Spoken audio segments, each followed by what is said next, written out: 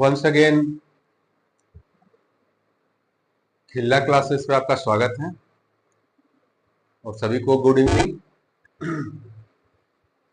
इसके पहले जितने हम लोग पढ़े हैं उसके आगे का नेक्स्ट स्टेप है ये एक्सरसाइज 1.1 एनसीईआरटी क्लास 9 मैथ्स का है और ये 1 बाय 1 क्वेश्चंस हैं।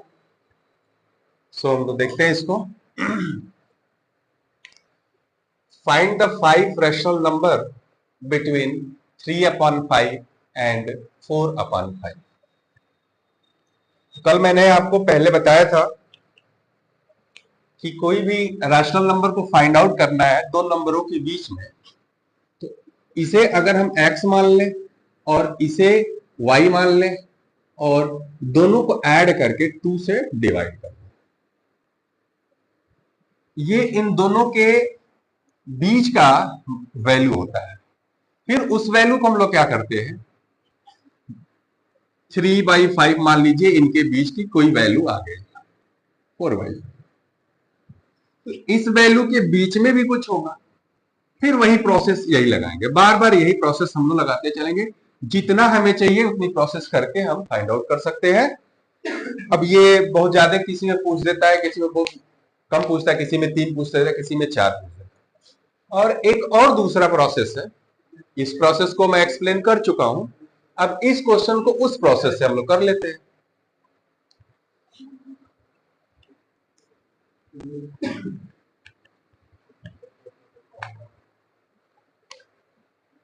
Five rational number between 3/5 and 4/5।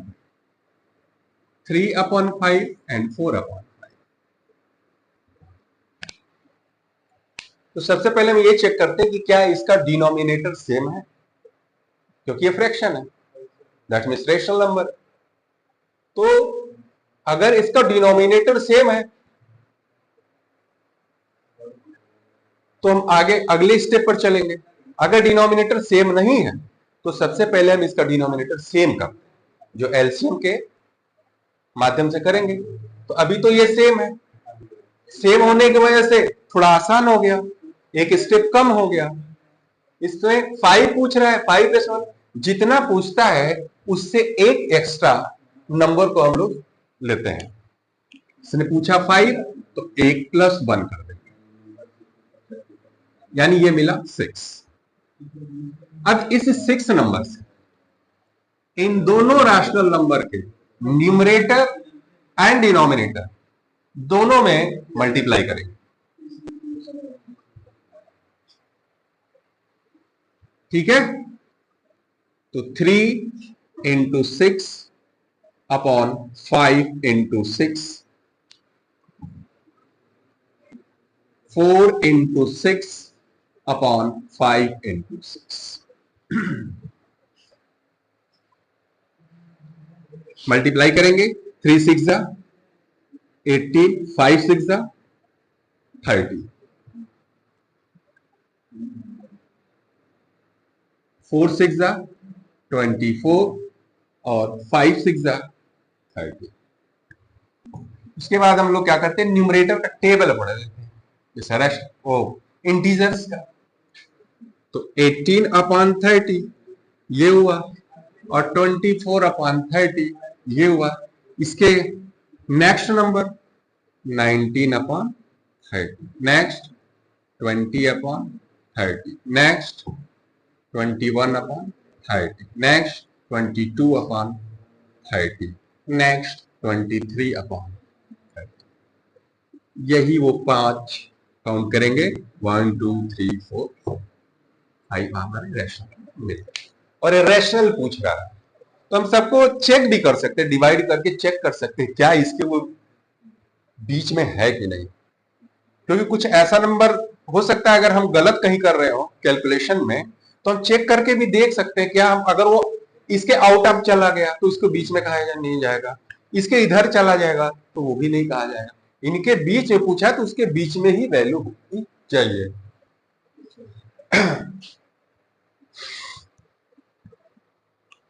अब नेक्स्ट क्वेश्चन देखते हैं।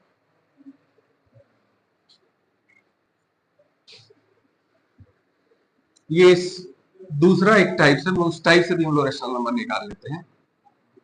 एक ये टाइप है और एक जो हमने कल बताया था half in bracket X plus Y, वो बस ये दोनों आप कर सकते हैं, दोनों ही आसान है।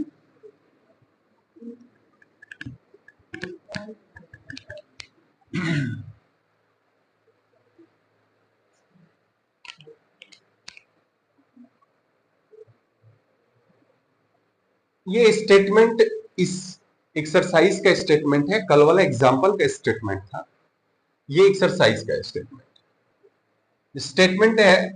State whether the following statement are true और false, give a reason for your answer. मतलब जो हम स्टेटमेंट दे रहे हैं उसके कुछ न कुछ एग्जाम्पल देना पड़ेगा। तो every natural number is a whole number, मतलब कह रहा है कि जितने नेचुरल नंबर है वो होल नंबर है। तो इसका मतलब मैंने कल आपको बताया था कि अगर हम होल नंबर का एक ग्रुप ले, ये होल नंबर का एक ग्रुप है, जो ये डॉट डॉट का सेंस है कि ये इनफाइनाइट बन जाएगा।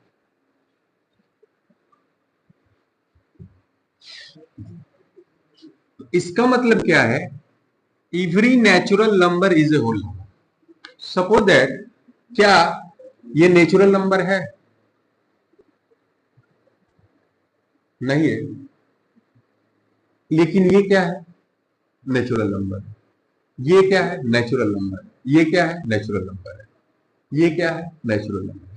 तो हमारे पास जो नेचुरल नंबर का सेट था वो सभी तो होल नंबर हो रहे हैं ना, क्योंकि सेट के अंदर आ रहे हैं। यानी 2 को भी हम कह सकते हैं क्या? Whole number.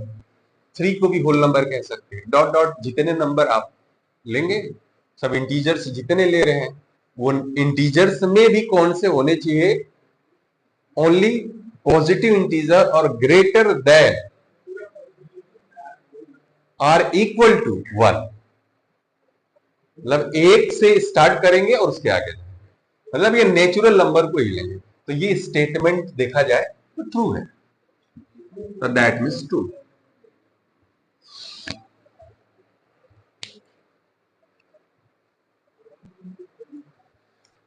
Next statement check किया जाए। Every integer is a whole number. चलिए फिर से उसका भी सेट लेते हैं, मतलब ग्रुप लेते हैं इसमें। ये स्टेटमेंट इसका हो गया।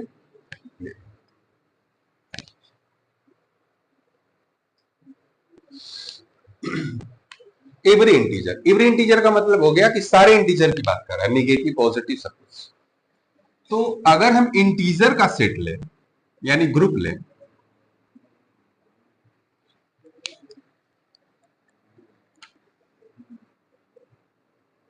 तो ये कुछ इस तरह लिखेंगे हम लोग,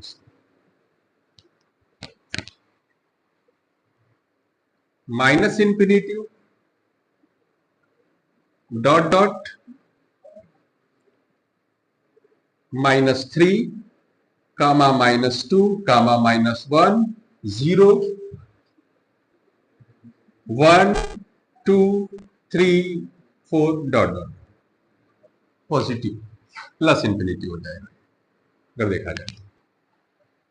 अब ये जो है एवरी इंटीजर, सारे इंटीजर हो गए। तो कह रहा है every integer is a whole number. Definition हमें होल नंबर की क्या है पता है, यहां से पता है। यहां से ये वाला जो सेट है ये हमारा होल नंबर का सेट है। तो इसमें तो ये बच गए, रिमेनिंग पार्ट्स हो गए। यानी सारे इंटीजर को हम होल नंबर नहीं कह सकते, क्योंकि निगेटिव इंटीजर होल नंबर में नहीं आता। इसका मतलब ये जो स्टेटमेंट होगा फॉल्स होगा।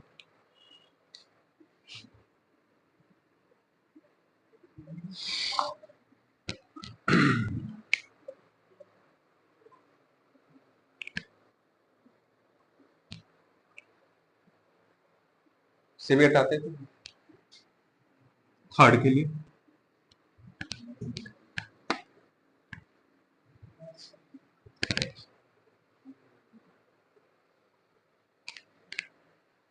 Every rational number is a whole number, मतलब every rational number is a whole number.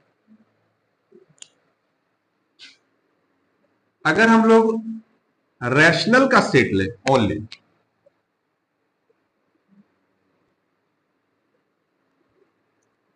तो रैशनल हम लोगों ने क्या देखा था पहले कि वो P अपॉन Q में हो and Q not equal to 0 हो, P एंड Q इंटीजर हो और साथ में को प्राइम्स।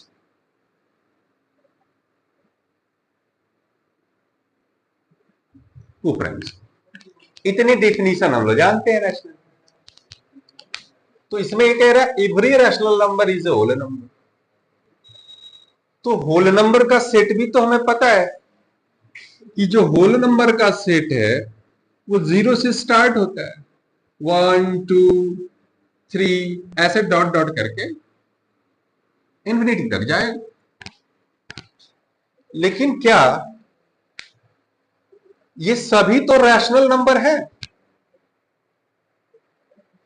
ये सारे जो होल नंबर हैं इसको हम रैशनल नंबर तो कह सकते हैं, लेकिन कुछ ऐसे भी होंगे जो इस, क्योंकि रैशनल नंबर के सेट में तो वो 3/4 के फॉर्मेट में होंगे, 2/5 के फॉर्मेट में होंगे, ये भी सब होंगे। तो इसका मतलब सभी रैशनल नंबर को हम होल नंबर नहीं कह सकते।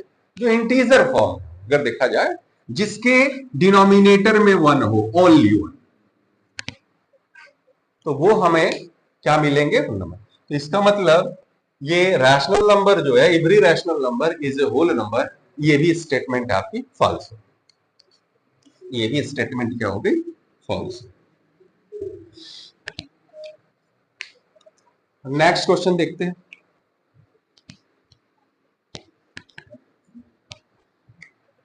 लोकेट √2 छूट गया या √3 ले लीजिए,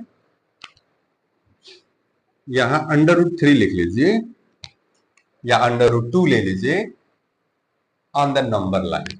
नंबर लाइन पर रूट वाली वैल्यू को लोकेट करना है हम लोग। तो सबसे पहले हम लोग फर्स्ट ऑफ ऑल क्या करेंगे? एक नंबर लाइन लेंगे। ये नंबर लाइन हम लोग मान लीजिए सपोज दैट, क्योंकि ये पॉजिटिव नंबर है तो हम यहां से 0 स्टार्ट करते हैं। 0 1 2 3।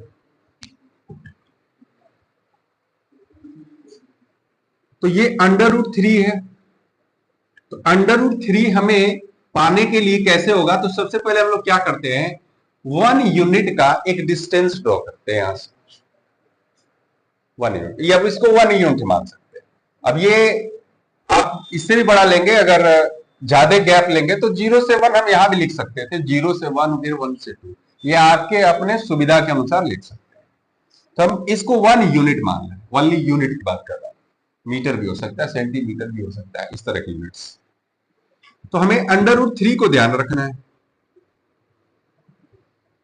तो सबसे पहले हम 1 यूनिट का एक लेंथ लेते हैं, ये 1 यूनिट,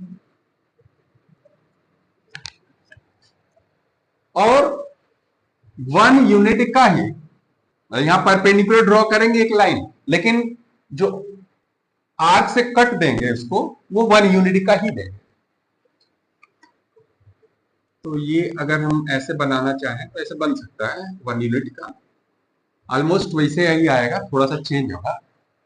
तो ये भी 1 यूनिट, ये भी 1 यूनिट। अब यहां हम लोग क्या करेंगे, इस लाइन को यहां से इसको मिला देंगे, और ये हमने परपेंडिकुलर ड्रॉ किया है, यानी 90 डिग्री का ड्रॉ किया है। तो यहां हम लोग ये राइट एंगल हो गया। अब राइट एंगल होने की वजह से हम पाइथागोरस अप्लाई कर लेंगे, क्योंकि हमें ये वाली लेंथ चाहिए। अब इस लेंथ के लिए पाइथागोरस लगा सकते हैं। तो 1 यूनिट ये, अब मान लीजिए इसको हमने ए ही मान लिए, कोई पॉइंट मान लिए, तो इसका मतलब ये है कि ये 1 यूनिट